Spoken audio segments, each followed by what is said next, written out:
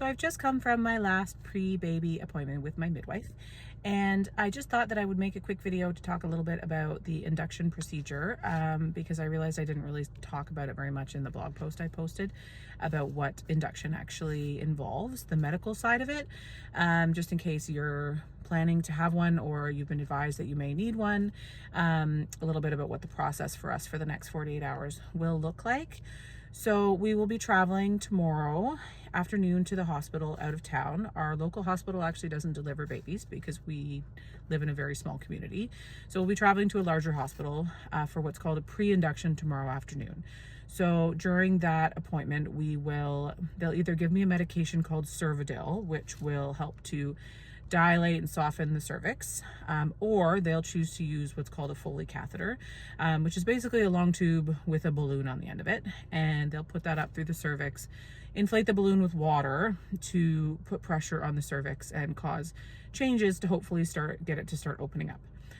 We'll then be going to a hotel because we'll be so far from home, and there's no way that we're going to risk driving all the way home after having this pre-induction procedure, because that can also put you into labor. And we'll spend the night at the hotel and then return to the hospital the following morning around 8, at which point they'll give me Pitocin, which is the synthetic form of oxytocin, and that will hopefully get labor going.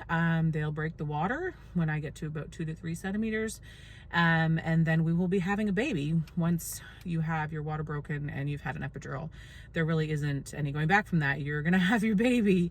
So hopefully by mid-afternoon, early evening, we'll have our healthy little baby boy. And then we'll relax for a bit, and hoping that we'll actually be coming home on Saturday evening if baby doesn't come too late. We have a midwife as our primary care provider, and because of that, she'll do a lot of our postpartum care in our home. It's one of the advantages to having a midwife, so we don't have to remain in the hospital. She'll come straight to our house to check on our baby. So we will be able to come home and settle in, and we'll hopefully have a night at home with the new baby before the other children come home on Sunday. So that's kind of what the next 48 hours is going to look like for us. If you are planning to have an induction, or you've been advised that you may need an induction, if you have any questions, I can answer. I'm certainly happy to. You can go to my blog and drop them in the comments. You can drop them in the comments here, and I will, be happy to answer any questions about my experience. And yeah, we'll be checking in after baby comes.